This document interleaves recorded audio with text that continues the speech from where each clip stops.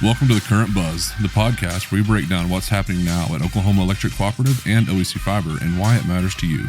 Each episode, we're bringing you practical insights, behind-the-scenes conversations, and real-world answers to the questions our members and subscribers are asking. Thanks for tuning in. Let's jump into today's conversation. Welcome back to The Current Buzz. Today's episode, we're going to talk about the ORU Foundation at OEC and their $7 million mark they hit on giving back. Yes, we just recently crossed $7 million given back by the OEC Foundation since 1993, when the OEC Foundation was founded and Operation Roundup started. But first, we are going to kick off this episode like we do with every episode with the top 3 things you need to know. So April ORU meeting is set for June 4th. The deadline to apply for those grants is May 22nd, which is 3 days away. Last month in April, they gave away $65,000 in grants distributed to 13 individuals and organizations. So if you're on the fence about putting an application, you've got 3 days to get one in. Yes. And those are at okcoop.org/ORU. Pretty easy to fill out. We also just sent out last month a link to all of our OEC Electric members to take a survey, and this is called our CAPS survey, and it's just a score that co-ops get. This is something we do every 2 years. So if you are an OEC Electric member, we ask that you look for a link in your email that will take you to complete a survey, tell us how we're doing, and a lot of programs have come from this survey. They've been born out of our members' feedback, so we love to hear from you. Go fill that out. Next, OEC Fiber Business offers fast, reliable internet with local support and straightforward pricing. You can check them out at oecfiber.com, and you can tune in for our next episode where we actually hear directly from our business team. Yes. But today, we welcome to the show Brandy Everett and Alan Davenport, our president and vice president, respectively, of our OEC Foundation Board of Directors. So welcome to the show. Thank you for having us. So I want to kind of get a little background. So how long have you served on the foundation board or been a part of Operation Roundup? We'll go with you. This is my 4th year. Okay. And I'm pushing 11. Wow. 10 and a half almost. Okay. Okay. So I'm the senior guy now. But she's higher ranked. She outranks me. Yes. She's the president of the board. Yes, sir. Yes. We need to constantly remind him of that. What excites you most about serving on the OEC Foundation board? Brandy, you want to take that one first? For me, it's just knowing that I get to take a small part in making a difference in our community. There's so many opportunities that we get to be a part of to make a difference in somebody's life, in an individual's life, in a child's life. And for me, that's my motivation. I love to serve by nature, and this is another way that I get to serve behind the scenes for our community. That's awesome. True servant. Yes. So for somebody that's just now hearing about Operation Roundup, how would you describe it in simple terms, Alan? It's really very simple. Round up your bill to the next dollar. It can be you're only adding a penny, and it could be 99 cents, somewhere in between. You're probably going to be averaged out to about $6 a year. $6 a year is not going to hurt, hopefully, too many people, but yet we're going to help so many people. Your quarter, your 25 cents and your 37 cents and somebody else's 78 cents adds up to somewhere around $25,000 a month. Wow. We meet every 2 months, so we got roughly $50,000 to distribute. And during COVID, things were quiet, and we built up a bank, and we're just now working that bank down. But it does a lot of good for a lot of people, even though you may not see it. It's your neighborhood is better because we can do this. Yeah, I agree. And I think my last month it was 85 cents. Yeah.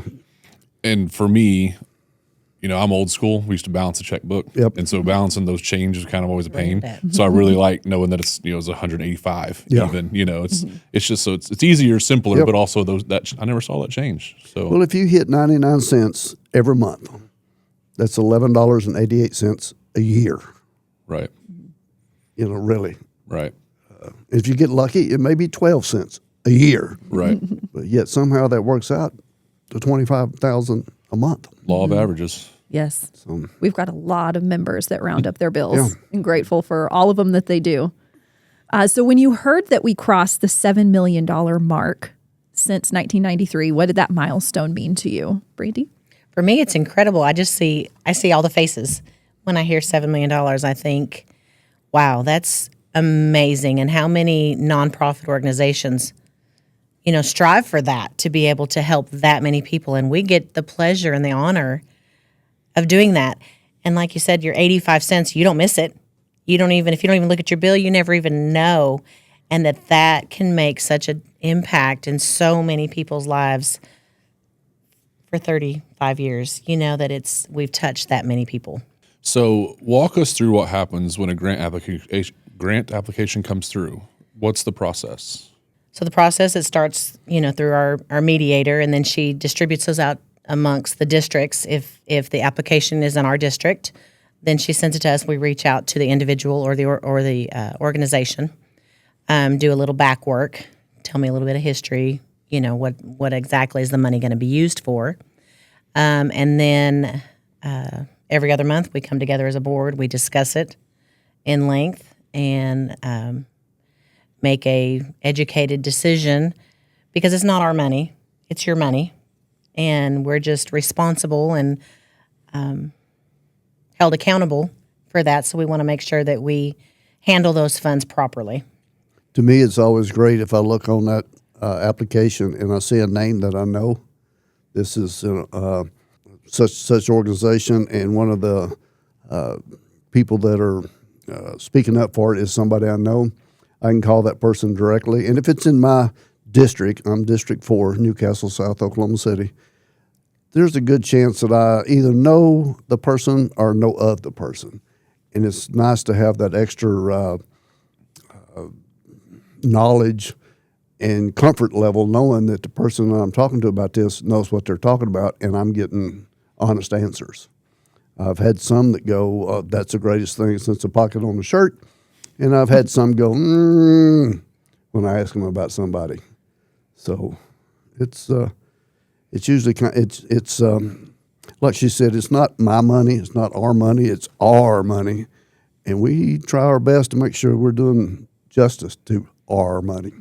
Doing your due diligence. Our members appreciate. Yes. Yes. So you see a lot of applications, a lot in our co-op news every other month. Whenever we report on the applications that were funded, we do stories mostly on the organizations that are funded, but there's a lot of individual and family applications too that come through. And those are the ones that are really, really impactful. Not that the organizational ones aren't, really impactful to an individual or a family. So when you're looking through these applications, what's something you're looking for, something that stands out to you?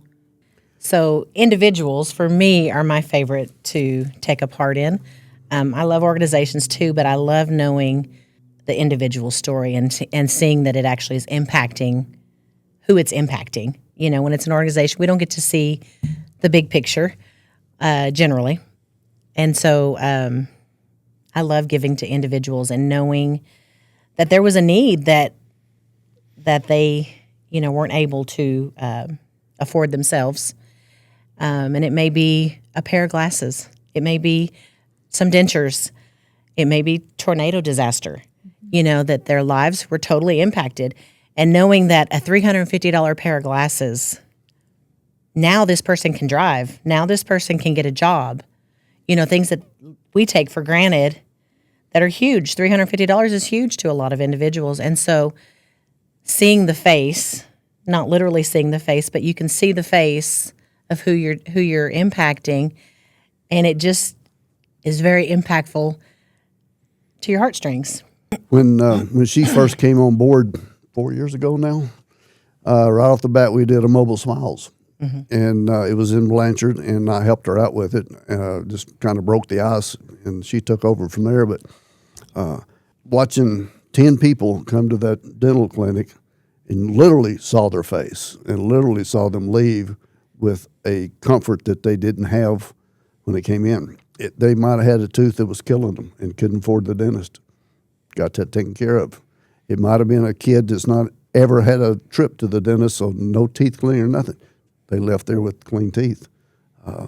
It is rewarding to watch, to know that you actually accomplished good that day. And if you don't leave with a little tear in your eye, there's something wrong. Sometimes there's a lot of tear in the eye. Yeah. Like we've said before, literally changing lives. Yes. So it's pretty awesome. Yes. I bet I know the answer to this question. Okay. But are there ever decisions you find just really tough that you wish you could do more? Oh yeah. Usually Christmas time for me. Yeah. Organization X when I say that, a lot of times that's just a small group that got together, got the 501c, and their main goal is to help the community during Christmas.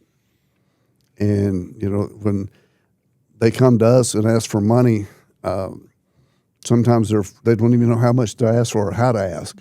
And they may ask for $3,000, and we give it to them, and then we find out watch that $3,000 go and realize they needed $30,000, not $3,000. Now we don't have that kind of money, but we could have done more. Right. And I know last Christmas organization that we ran across first time for me, and I watched it in action, because not only did I talk to the people, but I watched them when they delivered the Christmas gifts. And it was impressive to watch these normal people busting their selves real hard to take care of all of these needs, that they had got the word through school and through churches and things this way that this family is hurting and will not have a Christmas unless this organization came through, and we came through for that organization. So it was nice to watch that flow and to know we had something to do with that. And I would say we don't have a lot of opportunity where we don't get to give what they've asked for. We are blessed to get that $25,000, $26,000 a month, that we don't have to say, well, we can only give you, less than you've asked for. We've been very blessed that we are able to meet the needs of so many, especially at Christmas time. Mm-hmm. Get to fully fund a lot of them. Yes. So is there a story along those lines? Is there a story or a recipient that's really stayed with you, whether it's an organization or an individual, without naming names? Is there an application that's really just stuck with you over the years? I have one. So 2 years ago, and like I said, I love the individual needs. And we had this one individual. She was an elderly lady from Norman, and she had no summer clothes. She had, for whatever reason, she had no summer clothes. She had some winter clothes, but it was getting to be summer. It was April. She asked for $250 just to go get some summer clothes. I got the pleasure of getting to take her shopping. This is our shopper. Yes, that is my passion. My hobby is shopping, and so I volunteered to take her.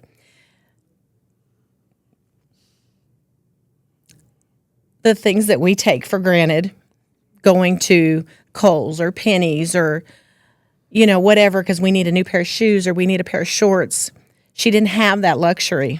And so to take her, not to Walmart, not to Target, but to a department store of her choosing, and just say, go have fun.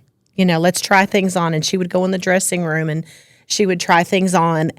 And to see the joy that I was able to witness of this elderly lady, it'll stay with me forever. You don't think of just those small things that impact, and we made a difference in this lady's life. She'll never forget that moment that she got to go. She didn't have to look at the price tags. She didn't have to do it, she just got to get what she wanted, what fit her, what made her feel special. And that is what this is all about to me. I love that. That gave me goosebumps. What a great story. I'm sitting over here like I'm going to get emotional just hearing these stories. That's awesome. What about you, Alan? Have you ever seen an impact firsthand? Oh yeah, my favorite, and it's one of the first ones I ever worked on. So it's 10 years ago, give or take. Newcastle Fire Department came to me, and the guy that had heard about it, and he'd kind of written up some stuff. It's summer. It's August. It's hot. The the South Canadian River needs mowing. He wants to get some swift water rescue equipment for the fire department. Again, emphasis South Canadian needs mowing right now. There's no swift water over there. Come May, 6, 7, 8, 9 months later, whatever it was, spring rains, the river's flowing, it's flooded, it's going. And somehow somebody got himself stuck out in the middle of the river between Norman, just upstream of the I-35 bridge. I don't know how he got there. I don't know how he was found, but he was found. Newcastle Fire Department responded with this equipment, and he was out hanging on to a log pile that had built up. When they got to him, he was almost exhausted to the point of giving up when they got to him. They got to him, and about the time they broke him free, because he wasn't letting go of that log when they first got to him. When they finally did break him free, that log pile of his own busted and was gone. And they got him back and saved his life, literally saved his life from the middle of the river. Had they been 15, 20 minutes later, he would have not made it. Had they not had the equipment, he would have not made it because they would not have been able to get to him. And that was, again, one of the first ones I ever worked on, and it hit me that this is not a game. This is real. People are impacted. This is super important to these people. And ever since then, I've been pushing every police department and fire department best I can to go, hey, what do you need? Right. Washington, what do you need? Blanchard, fire department, what do you need? We can help on this stuff. I don't live in Blanchard, but I drive through Blanchard. Someday I may need Blanchard Fire Department for me, This guy didn't live in Newcastle, but Newcastle Fire Department kept him from going to Ada, So that's the kind of stuff that just lets you know it's real, it's important, it's good, it accomplishes good. What types of needs do you see show up most in applications? Is there a specific need you see most or more than others?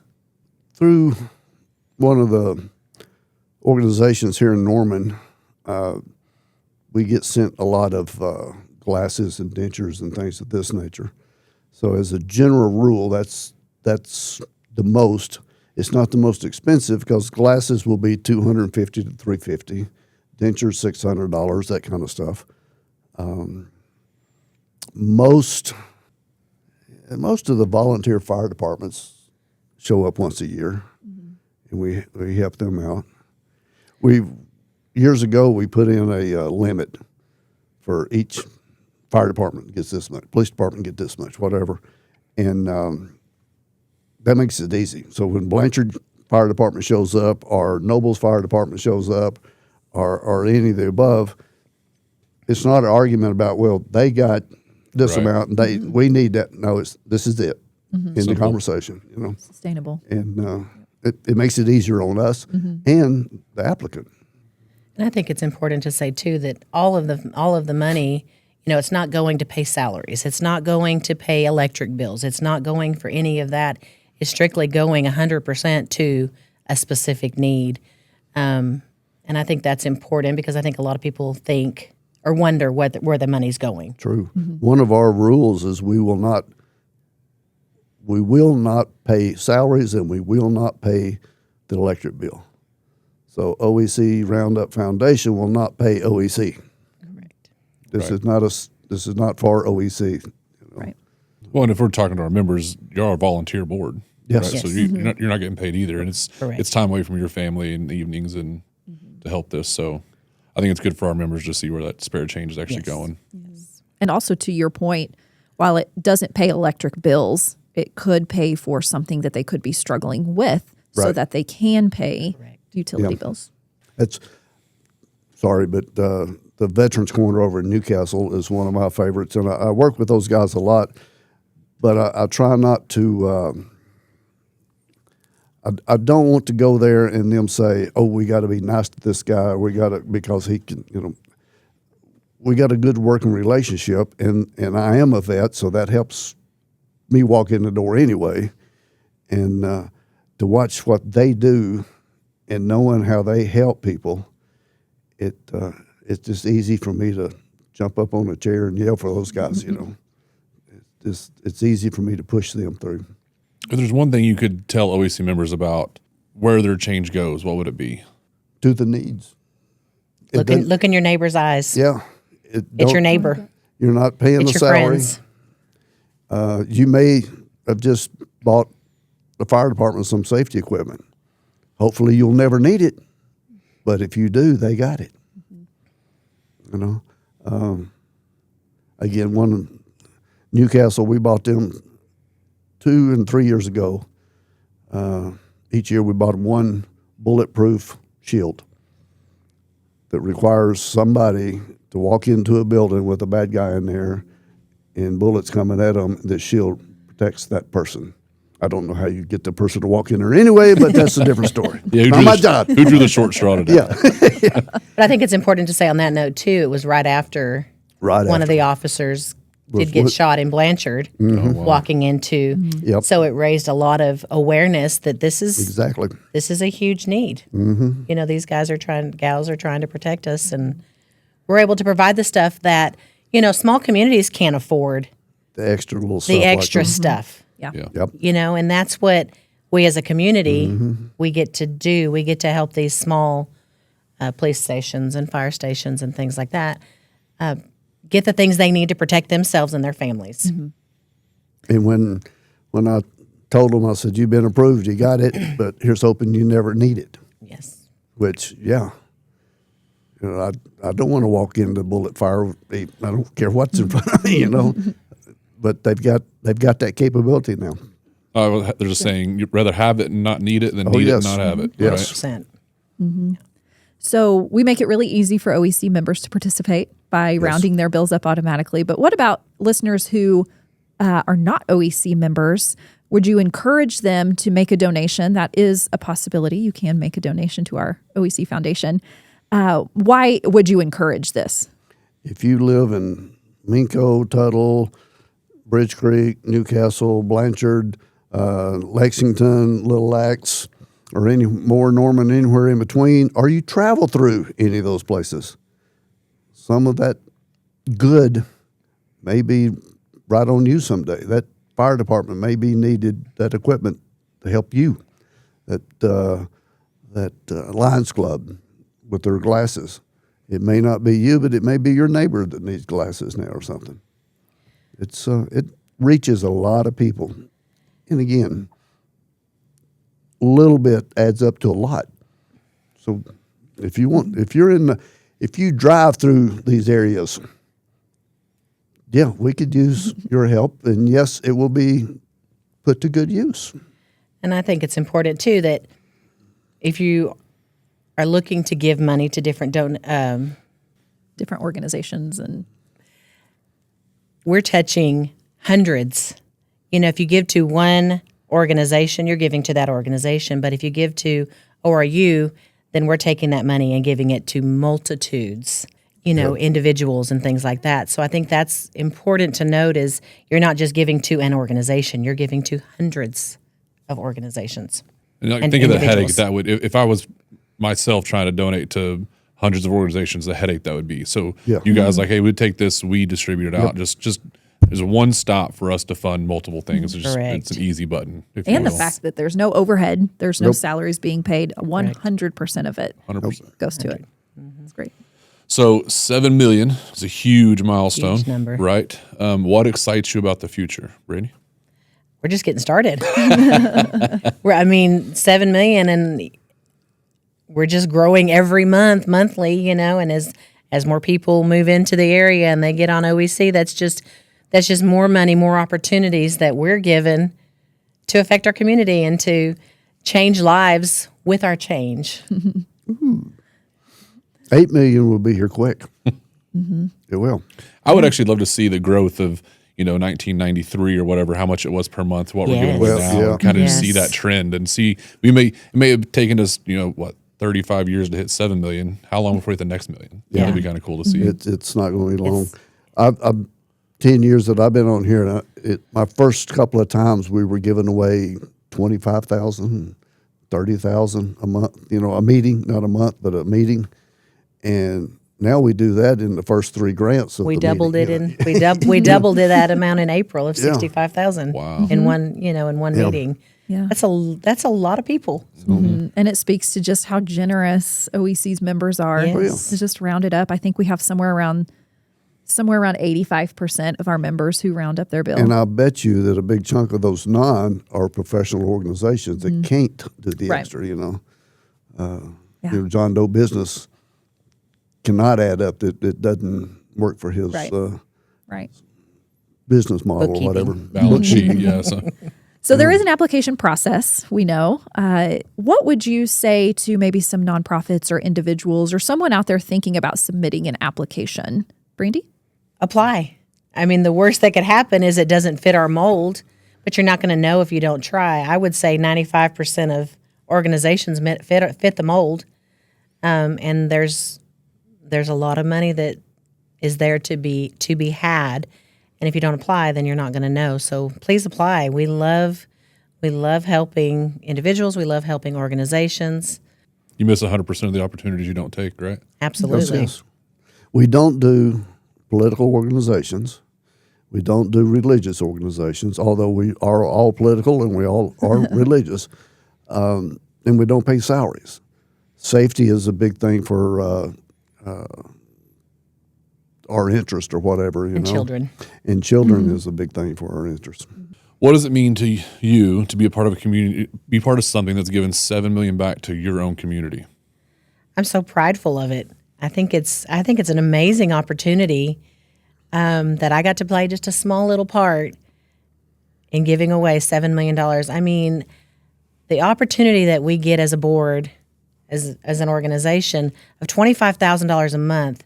There aren't many organizations out there, that they would love to get $25,000 a month to get to give back to their people or to whatever their cause is. So we're extremely blessed that it's like shopping with a great reward. And of course, like I said, shopping is my hobby. So it's amazing. It's amazing.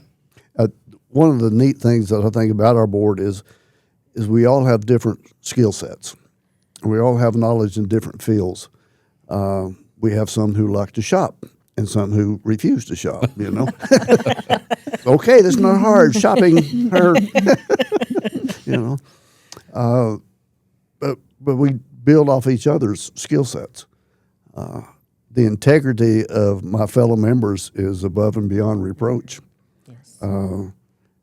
Their work ethic, and when they come in and say, this is good, I don't even have to know what they're talking about to know that this is good. Just trust. This trust, yeah. So that's also a great thing about this board, is we do have above and beyond high level integrity. Diverse backgrounds. Yeah. Yes. Takes all kinds of kinds. Yes. Well, let's see. We got a high school principal. We've got An eye doctor. eye doctor now. We've got a retired OG&E. Yeah, OG&E guy.